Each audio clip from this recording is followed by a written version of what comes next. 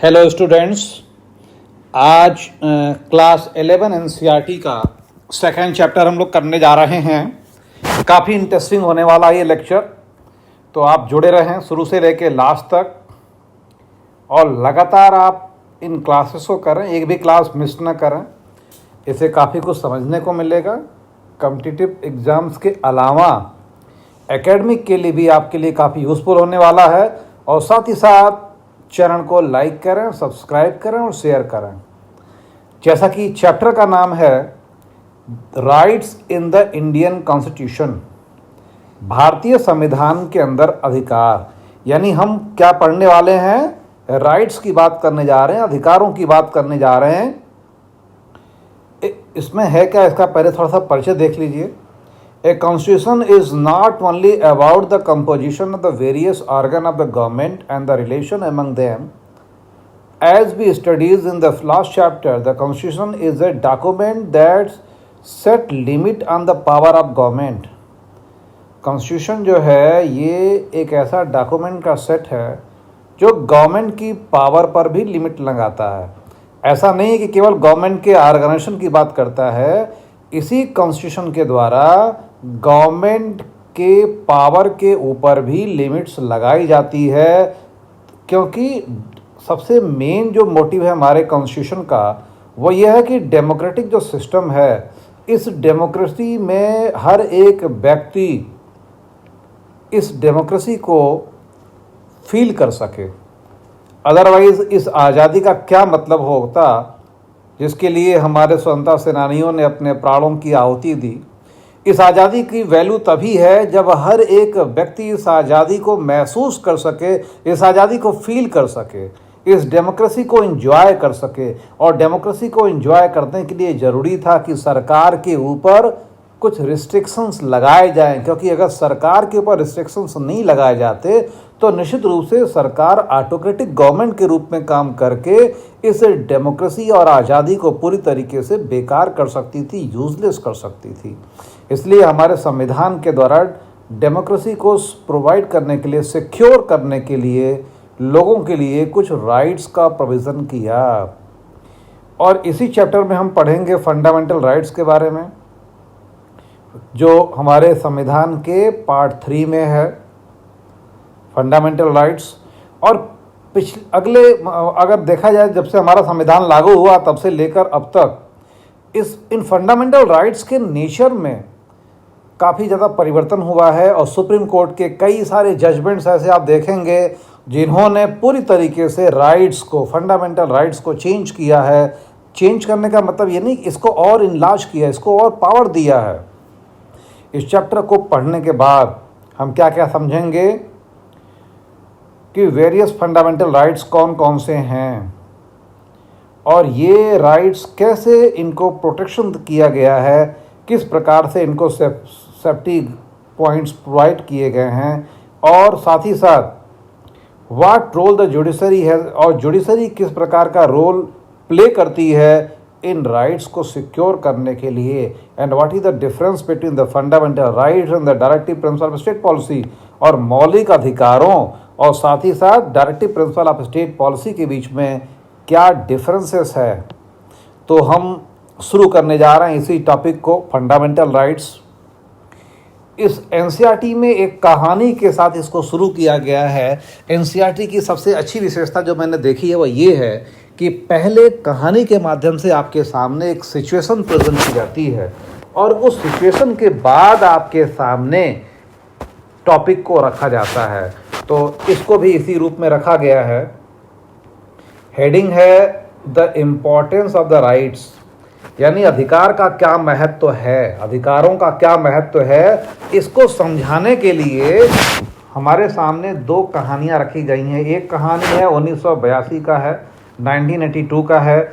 इसमें कहा यह जा रहा है कि जब एशियन गेम इंडिया में होने वाले थे तो इस एशियन गेम को कराने के लिए जो इंफ्रास्ट्रक्चर चाहिए था, कुछ रोड्स बनाने थे, ग्राउंड्स बनाने थे, है ना, स्टेडियम बनाने थे, फ्लाईओवर बनाने थे। तो ये फ्लाईओवर और स्टेडियम बनाने के लिए गवर्नमेंट ने कुछ ठेकेदारों को कॉन्ट्रैक्ट दिया और इन ठेकेदारों ने क्या किया कि जो बहुत गरीब लोग थे भारत के भिन्न भिन्न इलाकों में जो थे, उन गरीब लोगों को अपने यहाँ काम पे रखा ताकि फ्लाईओवर और स्टेडियम के काम को किया सके। ये जो वर्कर्स थे इनको बहुत ही बुरी कंडीशन में रखा गया और बहुत ही कम पैसे दिए जा रहे थे।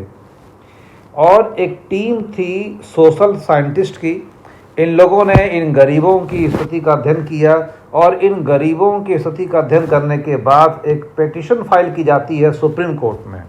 और सुप्रीम कोर्ट में पिटीशन फाइल करने के दौरान यहाँ पर आर्गूमेंट दिया जाता है कि ठेकेदारों ने इन लोगों को जिन कंडीशंस में रखा गया है वह इनह्यूमन कंडीशंस हैं, और साथ ही साथ उनको जो पेमेंट दी जा रही है वो पेमेंट भी सही नहीं है, और एक प्रकार से इनके साथ बेगार या फोर्स लेबर कराया जा रहा है इन गरीब मजदूरों के साथ, और which is the violation of the fundamental rights.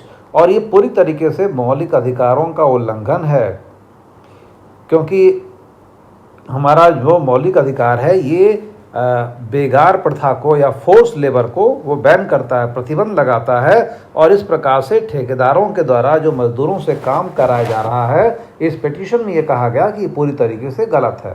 The court accepted this plea and directed the government to ensure the thousands of workers get prescribed wage for their work।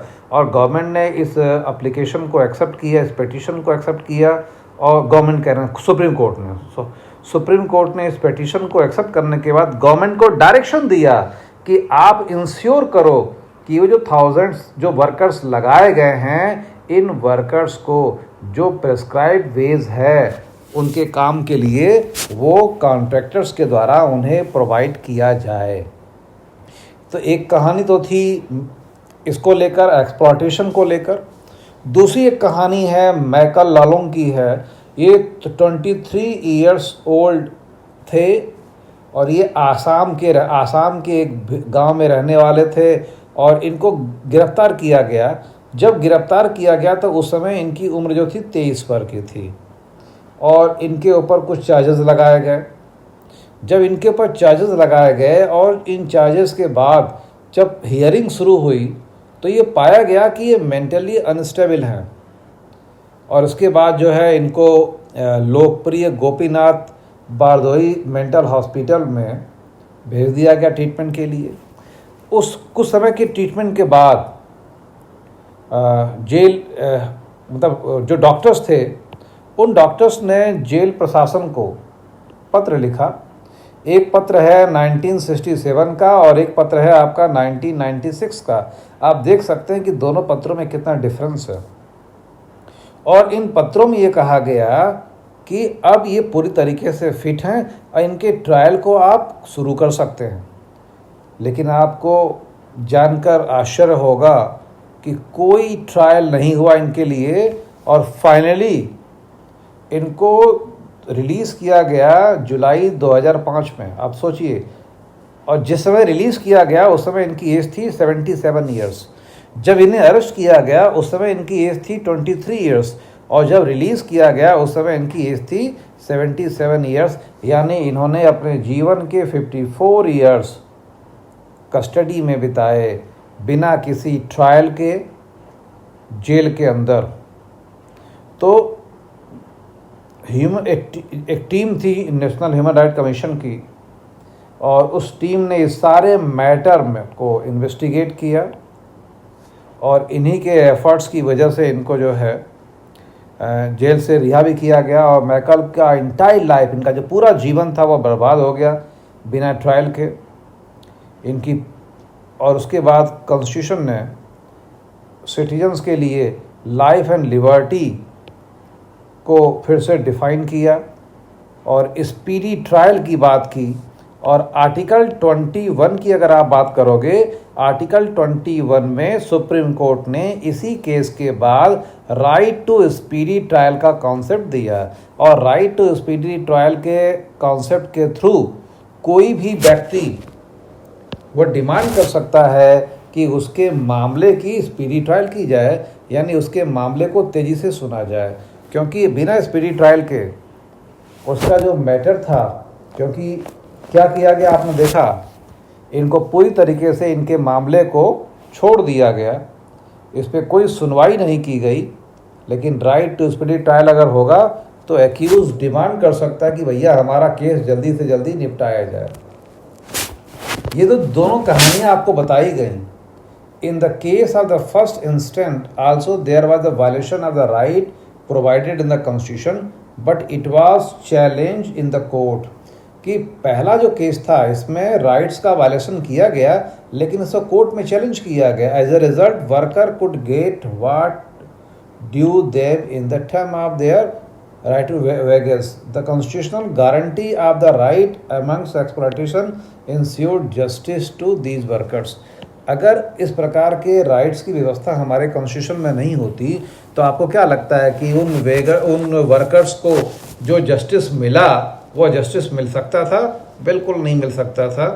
Supreme court में petition file की गई और supreme court ने दोनों मामलों में एक historic judgement दिया और निश्चित रूप से इसका काफ़ी इम्पैक्ट पड़ा। इसके बाद हम देखने जा रहे हैं, अच्छा अभी तो कहानी बताई गई, अब कहानी के बाद हम देखने जा रहे हैं फंडामेंटल राइट्स को। इसमें है बिल ऑफ राइट्स, एक हेडिंग है कि बिल ऑफ राइट्स होता क्या है। Both these example show the importance of having rights. ये दोनों जो एग्जाम्पल दिए गए ये अधिकारों के महत्व को बताते हैं, importance of having rights and actual implementation of these rights. A democracy must ensure that individuals have certain rights and the government will always recognize these rights. एक डेमोक्रेसी के लिए ज़रूरी है कि लोगों के पास सर्टेन राइट्स हों, फंडामेंटल राइट्स हों और गवर्नमेंट उन राइट्स को रिकॉग्नाइज करे। Therefore, it is often a practice in most democratic countries to list the right of citizens. और यही कारण है कि बहुत सारी डेमोक्रेटिक कंट्रीज़ में राइट्स ऑफ द सिटीजन्स की एक लिस्ट बनाई जाती है कॉन्स्टिट्यूशन में, और इसी को हम क्या कहते हैं, बिल ऑफ राइट्स। और ये जो बिल ऑफ राइट्स होता है इनको कॉन्स्टिट्यूशन के द्वारा प्रोटेक्शन प्रोवाइड किया जाता है, क्योंकि अगर कॉन्स्टिट्यूशन के द्वारा इनको सेफगार्ड या सेफ्टी फीचर्स नहीं दिए जाएंगे, इनको प्रोटेक्शन नहीं दिया जाएगा, तो निश्चित रूप से गवर्नमेंट जो मशीनरी है वो काफ़ी पावरफुल होती है और ये पावरफुल मशीनरी इन राइट्स का वायलेशन करेगी और पूरी तरीके से लोगों के लिए जो राइट्स को मेंशन किया गया कॉन्स्टिट्यूशन में वो केवल एक नाम मात्र का रह जाएगा। एक्चुअली उन्हें किसी प्रकार के राइट्स मिल नहीं पाएंगे। तो बिल ऑफ राइट्स क्या हो गया? तो बिल ऑफ राइट्स आप ये समझ लीजिए कि ए लिस्ट ऑफ राइट्स है जो कॉन्स्टिट्यूशन में रखा जाता है ताकि गवर्नमेंट उनको रिकॉग्नाइज करे, उनको प्रोटेक्शन दे और कॉन्स्टिट्यूशन में स्वयं उसके प्रोटेक्शन की व्यवस्था की जाती है। Fundamental rights in the Indian constitution, भारतीय संविधान में फंडामेंटल राइट्स यानी हमारे संविधान में किस प्रकार से मौलिक अधिकार रखे गए हैं। During our freedom struggle the leader of the freedom movement has realised that the importance of the rights and demanded the British rulers should respect right of the people. अच्छा, ब्रिटिश पीरियड में भी हमारे जो independence जो freedom fighters थे इन लोगों ने rights के इम्पोर्टेंस को समझा और मोतीलाल नेहरू कमेटी जो 1928 में बनाई गई थी, इस मोतीलाल नेहरू कमेटी के द्वारा भी राइट्स की बात की गई थी, राइट्स की मांग की गई थी, बिल ऑफ राइट्स की बात की गई थी। It was there for the natural that. और जब हमारा जब संविधान बना और हमारे देश को जब आज़ादी मिली तो ये ज़रूरी था कि हमने अपनी उस हिस्टोरिक जो हमारी ऐतिहासिक जो डिमांड थी पहले आज़ादी के पहले भी थी, हमने क्या किया, उस डिमांड को फुलफ़िल किया और हमने बिल ऑफ राइट्स का प्रोविज़न किया। To opinion on the inclusion and the protection of the right in the constitution listed the right that would be specially protected and the called them fundamental right. अच्छा, हमारे संविधान में जो special rights हैं जिनको हम fundamental rights कहते हैं, इनको स्पेशल प्रोटेक्शन दिया गया है, स्पेशल प्रोटेक्शन दिया गया है। The word fundamental suggest that these rights are so important and the constitution has separately listed them and the made special provision for their protection. जो वर्ड फंडामेंटल्स है, fundamental rights है, इनको special protection दिया गया है constitution में और एक सेपरेट लिस्ट बनाई गई है स्पेशल प्रोविज़न बनाया गया इनके प्रोटेक्शन के लिए। The fundamental rights are so important that the constitution itself ensure that they are not violated by the government. मतलब ये इतने महत्वपूर्ण है फंडामेंटल राइट जो कि गवर्नमेंट भी इसका वायलेशन नहीं कर सकती। Fundamental rights are the different from the rights available to us. देखिए, दो प्रकार के राइट्स होते हैं, एक तो होते हैं आपके लीगल राइट्स और एक हो गए आपके फंडामेंटल राइट्स। तो लीगल राइट्स का वायलेशन, क्योंकि लीगल राइट्स हमें मिलते हैं बाय द लॉ, ठीक है, तो लॉ बना के उनका वायलेशन भी गवर्नमेंट कर सकती है। लेकिन और कैसा लॉ? ऑर्डिनरी लॉ के द्वारा गवर्नमेंट चाहे तो उसे चेंज कर सकती है। लेकिन जो फंडामेंटल राइट्स होते हैं, ये फंडामेंटल राइट्स को स्पेशल प्रोटेक्शन दिया गया कॉन्स्टिट्यूशन में, तो फंडामेंटल राइट्स को गवर्नमेंट इन जनरल बिना कॉन्स्टिट्यूशन में अमेंडमेंट के उसे चेंज नहीं कर सकती। यानी कुल मिला के आप ये समझ लीजिए कि जो फंडामेंटल राइट्स है और जो लीगल राइट्स हैं, दोनों में काफ़ी डिफरेंस है। लीगल राइट्स ऑर्डिनरी लॉ के द्वारा दिए गए हैं और ऑर्डिनरी लॉ के द्वारा उन्हें गवर्नमेंट जब चाहे तब चेंज कर सकती है।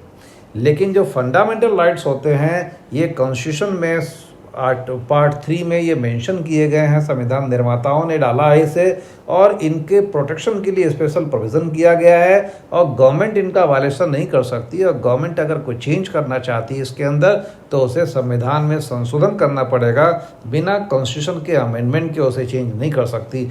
तो ये तो हमारे कॉन्स्टिट्यूशन की बात हो रही है। और इसी बीच में हमारे इसी बुक में साउथ अफ्रीकन कॉन्स्टिट्यूशन की बात भी कर दी गई है, तो थोड़ा सा उसको भी समझ लीजिए। क्योंकि ऐसा नहीं है कि आज दुनिया में हम अकेले हैं जो राइट्स का प्रयोग कर रहे हैं, दुनिया के बहुत सारे देश हैं जो इन राइट्स का प्रयोग कर रहे हैं और इनमें कुछ चेंजेस भी हैं, कुछ सिमिलैरिटीज़ हैं, कुछ डिससिमिलैरिटीज़ हैं। तो हमारी एनसीईआरटी ने इसमें साउथ अफ्रीकन कॉन्स्टिट्यूशन की बात की है। South African constitution was inaugurated in December 1996। जो साउथ अफ्रीकन कॉन्स्टिट्यूशन था, इसका इनाग्रेशन हुआ दिसंबर 1996 में और इसके द्वारा कुछ स्पेशल राइट्स प्रोवाइड किए गए। क्योंकि साउथ अफ्रीका के बारे में आप जानते हैं कि एक ऐसा देश था जो रंग भेद की नीति का शिकार था और इस रंग भेद की नीति से जब ये बाहर आया तो इसमें जो संविधान बनाया गया, तो संविधान के द्वारा कुछ राइट्स दिए गए। इसमें एक है आपका राइट टू डिग्निटी, उसके बाद right to privacy, right to fair labour practice, right to healthy environment and right to protection of the environment, right to educate housing, right to health care, food, water and social security, children's right, right to basic and higher education, right of cultural, religious and linguistic communities and right to information. आप देख रहे हो कि जो rights वहाँ के उनके constitution के द्वारा दिए गए हैं वो काफ़ी एडवांस हैं और हमारे संविधान के द्वारा दिए गए राइट्स से भी काफ़ी ज़्यादा महत्वपूर्ण दिखाई पड़ते हैं। खैर, अब हम बात करते हैं अपने संविधान की और हमारे यहाँ जो दिया गया है। तो उसमें पहला जो राइट हमें मिला हुआ है वह है राइट टू इक्वालिटी, समानता का अधिकार। Consider the following two situation. अच्छा, समानता के अधिकार को भी शुरू करने के पहले एनसीईआरटी के द्वारा दो कहानियाँ बताई गई हैं और कहा गया कि पहले इनको आप देखिए और इसके बाद आप सोचिए सिचुएशन क्या है। एक कहानी है मिस्टर सुदेश कुमार की, ठीक है। एक गांव में गया ये और इनके साथ इनका एक दोस्त भी गया। तो जब गांव में ये गए तो वहाँ पर सड़क पे एक होटल या ढाबा जो भी था, रोड साइड होटल लिखा हुआ बुक में, तो वहाँ पर ये लोग दुकान पे गए सुदेश कुमार और इन्होंने दुकानदार से कहा कि भैया चाय पिलाओ। तो दुकानदार चूँकि गांव का था और सुदेश कुमार को पहचानता था, तो सुदेश कुमार की जाति तो वह जानता था, लेकिन सुदेश कुमार के साथ जो उनके मित्र गए हुए थे उनकी जाति से वह परिचित नहीं था। तो उनकी जाति जानने के लिए, उनके फ्रेंड की जाति को जानने के लिए उसने सुदेश कुमार के फ्रेंड से पूछा, नाम पूछा और पूरा नाम पूछा। और जब पूरा नाम बताया उन्होंने तो उसकी समझ में आ गया कि सुदेश कुमार के साथ जो इनका मित्र आया हुआ है ये दलित है, यानी एक ऐसी जाति का है जिसको हमारे कॉन्स्टिट्यूशन में डिप्रेस क्लास के रूप में चिन्हित किया गया है। तो दलित है ये। अच्छा, क्या किया फिर इन्होंने सुदेश कुमार जी ने कि सुदेश कुमार को तो चाय दिया उस दुकानदार ने, किस में दिया आप जानते हैं?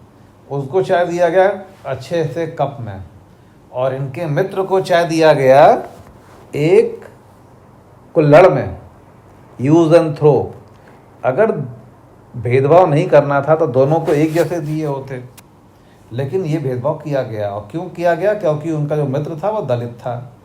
दूसरा केस ये है कि एक टेलीविज़न चैनल की बात की गई है, और इस टेलीविज़न चैनल में जो न्यूज़ रीडर्स थे, इन न्यूज़ रीडर में कुछ न्यूज़ रीडर्स को कहा गया कि भैया आप कल से न्यूज़ नहीं पढ़ेंगे, और कल से न्यूज़ नहीं पढ़ेंगे तो ये उन लोगों के लिए था जिनकी उम्र 45 ईयर्स के ऊपर हो चुकी थी, और इनमें महिलाएं शामिल थीं, जबकि 45 से ऊपर के 2 पुरुष भी थे। लेकिन उनसे ये नहीं कहा गया कि आप न्यूज़ नहीं पढ़ेंगे, उनसे कहा गया कि आप कंटिन्यू करेंगे। तो यहाँ पर हम देख रहे हैं कि 2 प्रकार से इनइक्वालिटी की जा रही है, 2 प्रकार से असमानता की जा रही है। एक तो असमानता की जा रही है, एक असमानता का ग्राउंड क्या है कि उसको कास्ट के बेस पर, और दूसरी जो इनइक्वालिटी की जा रही है वो की जा रही है सेक्स के बेस पर, यानी जाति और लिंग, ये 2 ग्राउंड बनाए गए, और इन 2 ग्राउंड्स के आधार पर असमानता का बिहेव किया जा रहा है। ये उस कहानी में था। अभी हम देखेंगे कि कौन कौन सी राइट्स हैं इक्वालिटी की, हमारा कॉन्स्टिट्यूशन क्या कहता है।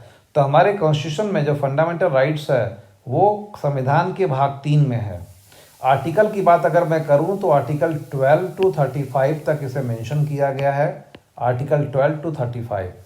अब इसमें कौन कौन से राइट हैं? पहला है राइट टू इक्वलिटी, समानता का अधिकार। जो सुदेश कुमार और चाय वाली कहानी मैंने बताई है वो राइट टू इक्वलिटी वाली कहानी है, और मैंने भी अपने जीवन में इस चीज़ को देखा है। बहुत सारे लोगों को जिस प्रकार के भेदभाव करते हैं, जो हमारे सभ्य समाज में, जहां हम वैज्ञानिक उपलब्धियों की बात कर रहे हैं, जहां पर हम मंगल ग्रह पर पहुंच रहे हैं, और ऐसे में आज भी हमारे देश में इस प्रकार से चीज़ें ये हो रही हैं जो कि नहीं होना चाहिए। हमारा कॉन्स्टिट्यूशन, हमारी गवर्नमेंट, हमारा लॉ किसी भी रूप में इन चीज़ों को प्रोटेक्शन प्रोवाइड नहीं करता, यानी वो इनके ऊपर रिस्ट्रिक्शन लगाता है। लेकिन इसके बावजूद सोसाइटी में बहुत सारे ऐसे लोग हैं जो अभी पता नहीं किस सदी में जी रहे हैं, और वह इस प्रकार के भेदभाव करते हैं।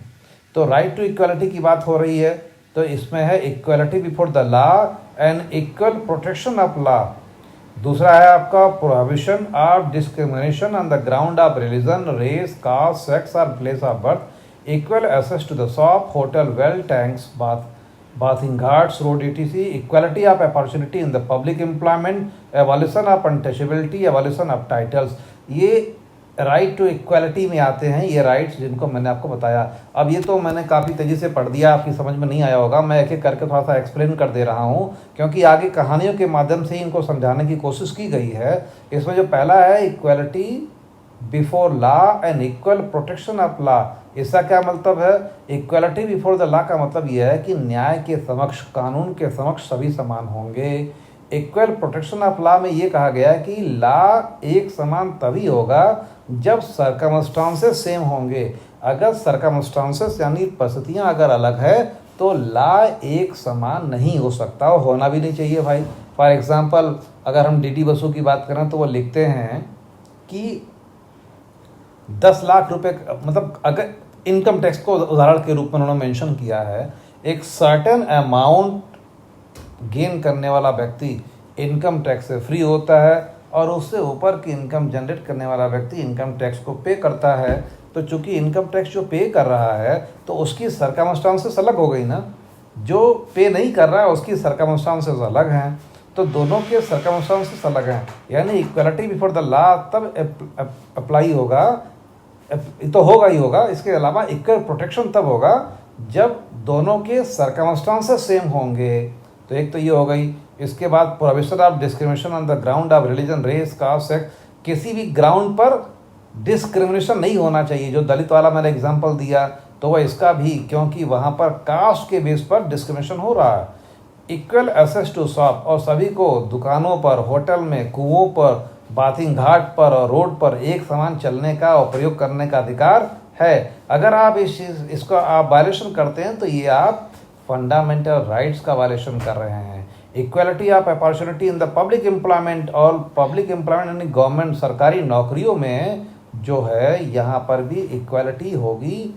इसके अलावा एवोल्यूशन ऑफ अनटचेबिलिटी, छुआछूत के ऊपर भी प्रतिबंध है।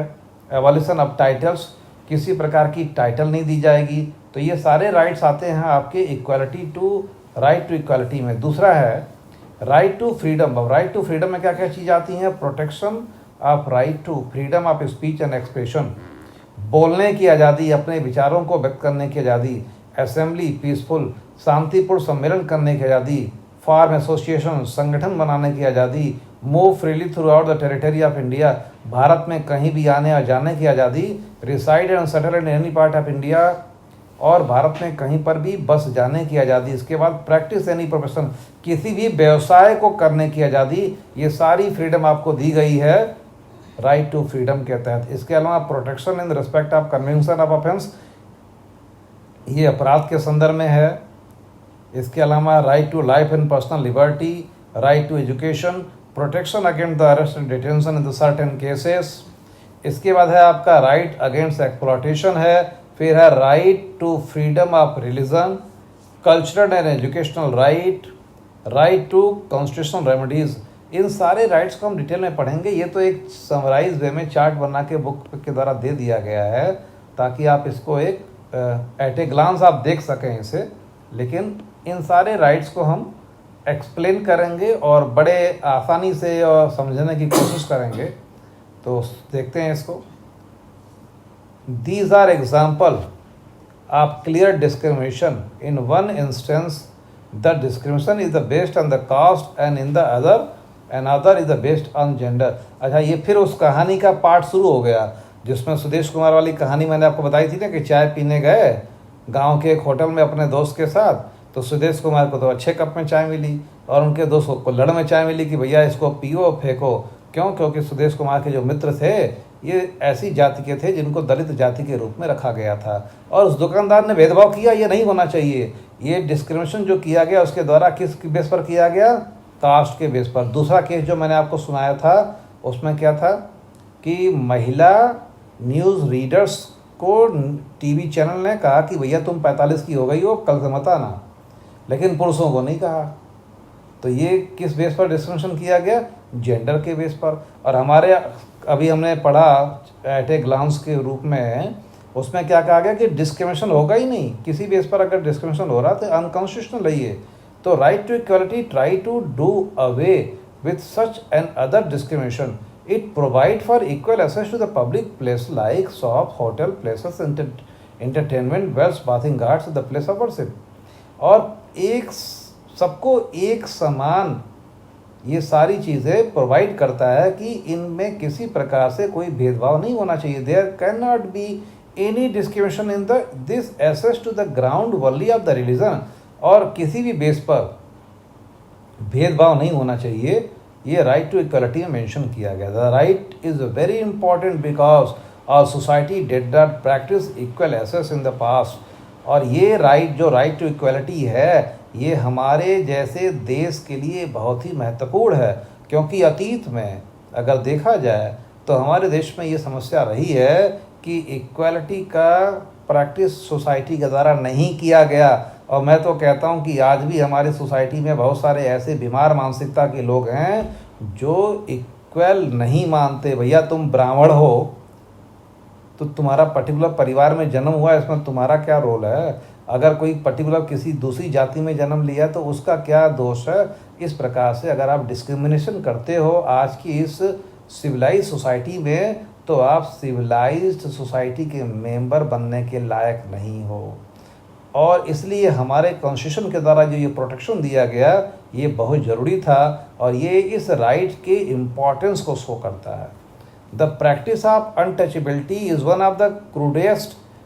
और जो इनइक्वालिटी में अनटचेबिलिटी जो था ये बहुत ही ज़्यादा बुरा था। और निश्चित रूप से इसको भी हमारे इक्वलिटी वाले इस राइट्स के द्वारा किया गया कि भैया आर्टिकल की बात करोगे अनटचेबिलिटी को एबॉलिश किया गया है तो बाय द आर्टिकल 17 के द्वारा जो है किसी भी रूप में अनटचेबिलिटी को रिस्ट्रिक्टेड किया गया है। तो मेरे ख्याल से ये तो समझ गए होंगे। इसके बाद फिर आगे बढ़ते हैं अगले पेज पे, और अगले पेज पर एक कहानी दी गई है।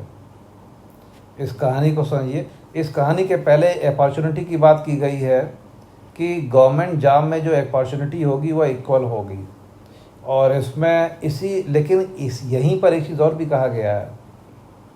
और क्या कहा गया है, देखो एक तरफ तो कहा जा रहा है कि इक्वलिटी होगी, और दूसरी तरफ इसी आर्टिकल में ये कहा गया है the constitution clarify that the government can implement special scheme and measures for the improving the condition and the certain section of society.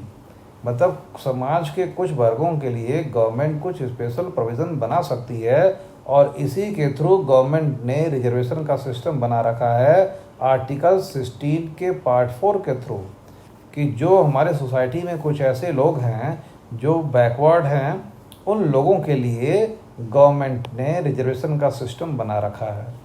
तो ये भैया अगर आपसे पूछा जाए कि जो रिजर्वेशन है तो क्या वह इक्वलिटी का जो राइट है ये उसका वायलेशन है? तो नहीं है, क्योंकि जो आर्टिकल 16 इक्वलिटी की बात कर रहा है वही आर्टिकल ये भी प्रोविज़न बनाने की बात कर रहा है कि गवर्नमेंट अगर चाहे तो कुछ स्पेशल प्रोविज़न बना सकती है सेफगार्ड प्रोवाइड करने के लिए, और रिजर्वेशन का जो सिस्टम बनाया गया वो वही है। इसके बाद फिर एक कहानी लिखी हुई है कि आप एक जज हैं, you have received a post card from the Hadibandhu who identify himself as a member of the Dalit community. आप जज हैं और आपको एक हदिबंधु नामक व्यक्ति के द्वारा एक पोस्ट कार्ड मिलता है, और वो जो बंधु हैं वो दलित कम्युनिटी के हैं और उड़ीसा के पूरी डिस्ट्रिक्ट के रहने वाले हैं।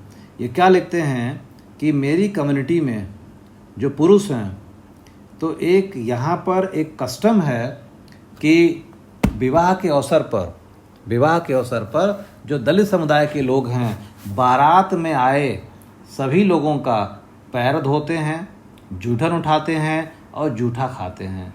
तो हमारे समुदाय के पुरुषों ने बहुत सारे पुरुषों ने अब इस परंपरागत काम को करने से मना कर दिया है। चूँकि हमारे समाज के बहुत सारे पुरुषों ने इस काम को करने से मना कर दिया, जिसकी वजह से जो अपर कास्ट के जो लोग हैं इन्होंने हमारे घरों की 4 महिलाओं को पीटा, और पीटने के बाद उन्हें नंगा करके घुमाया है।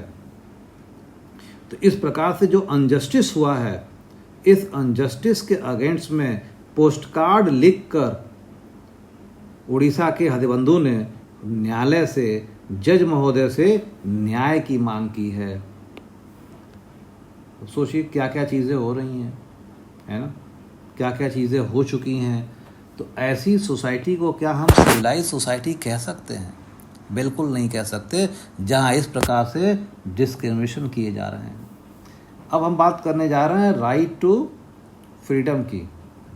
अब राइट टू फ्रीडम और अदर राइट्स की बात हम करेंगे कल की क्लास में, क्योंकि आई थिंक कि अगर इसको पूरा कंक्लूड करूँ तो काफ़ी लंबा हो जाएगा। तो मुझे लगता है कि क्योंकि मैंने सोचा तो था एक ही लेक्चर में कंप्लीट करने का, लेकिन एक ही लेक्चर में कंप्लीट करने में ये काफ़ी लंबा हो जाएगा। तो इसको भी 2 पार्ट में ही करना पड़ेगा। जो छोटे चैप्टर्स हैं उन्हीं चैप्टर्स को हम लोग एक में करेंगे, बाकी 2-2 चैप्टर में या 2-2 में करके कर लेंगे, कोई इशू नहीं है। कल इसको हम लोग कंक्लूड कर लेंगे। तो आज के लिए इतना ही है। Okay, thank you for watching.